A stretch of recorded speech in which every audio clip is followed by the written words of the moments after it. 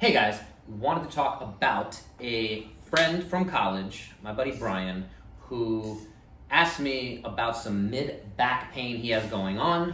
Kind of came out of nowhere. So he wanted to know if we could talk about that concept. So I'm going to do that right here. Before we go on, please make sure you like, subscribe, save, share. This video really helps the channel grow. I would really appreciate it. So let's talk about Brian. Graduated the same year as me from college, undergrad, so he should be in about his mid-30s. He's a financial guy. I never understand what any of that stuff means. If you guys want to help me do videos breaking down what it means when you say you're in finance, I would love that. Let's talk about his situation. Mid-back pain in the morning, okay? So that makes me automatically think about what's going on with sleep already. So mid-back pain in the morning, that means it's not low back pain, it's not upper back pain, it's not the neck. So mid-back, thoracic spine. Let's talk about that. What do we know about Brian?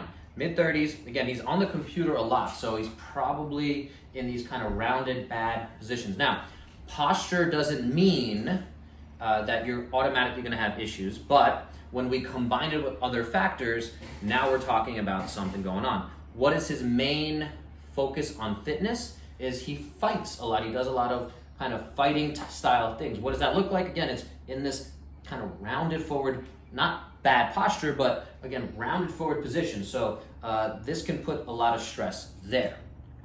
On top of that, I didn't ask him what his sleep posture is, but I would almost bet he's a side sleeper. When we sleep on our side, what do we look like? We're in the same position where we're rounded forward.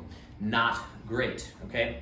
Now, the simple solution for all this is let's do more motion in the opposite of that. So we open that up. We can kind of work through push, pull, that kind of situation, strength ratios. We're going to come to that. Before we move into any specifics, this is a generic thing for everyone. We want to look at what is his lifestyle, what is his stress management, what is his nutrition like, then what is just his overall movement, okay? So we talked about some of the movement pieces, but we want to make sure all four of these things are working together, okay? So we would talk to him about that. If we're looking now at his movement as an individual one-on-one client, I'm going to assess his thoracic spine rotation. So how well does everything through here move? Two bits I like to do about that. One is a breathing piece. So one hand on the chest, one hand on the belly. Take a deep breath in. Do we see the belly moving, or do we see this kind of upper chest movement pattern? A lot of us, especially if we're pretty stressed out humans, we tend to breathe up here. Unless you're a performer or an actor, you're not likely breathing into your belly. Very quick fix for that, incorporate more nasal breathing. So while he's doing his shadow boxing stuff, I see him posting all the time, I would challenge him to do 5 minutes of that, only breathing in through the nose, no mouth breathing. So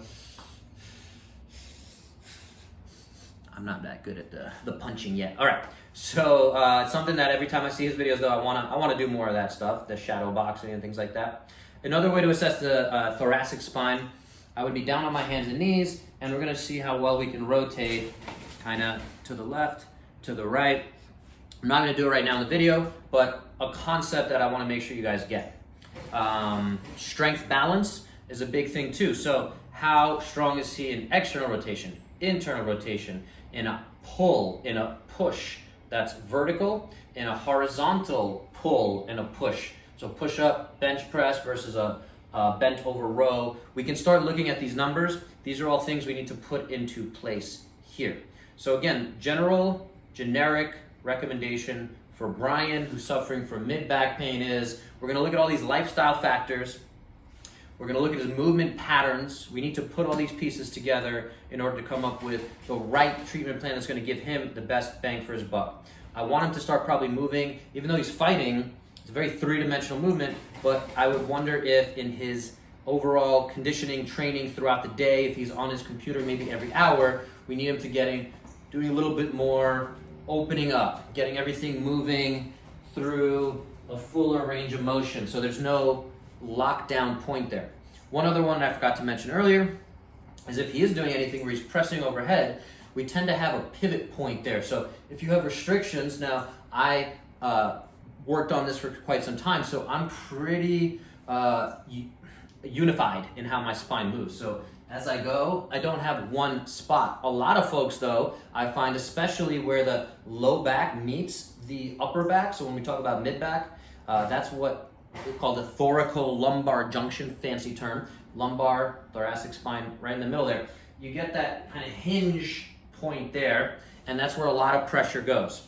So if he's doing anything that could be irritating that area, could be a problem. Can we change his sleep? We certainly could. We can play around with some different positions, things like that. One other thing, again, if you have something like this is $20 still on Amazon. Theracane is what you look for, and you can kind of get up in there, kind of a back scratcher, but also back massager. And I would get up into some of these spots where I can really be, ooh, there's a spot, where I can be getting and cleaning that up really well. All right, this video is long enough, but if you guys have questions, if you have your own situation that you want me to talk about, think through, we can go through this. Doing this for free. Again, right now is the time to be sharing information. I always believe in having this dialogue between us so you can be fixing your own stuff. I can be helping you along that.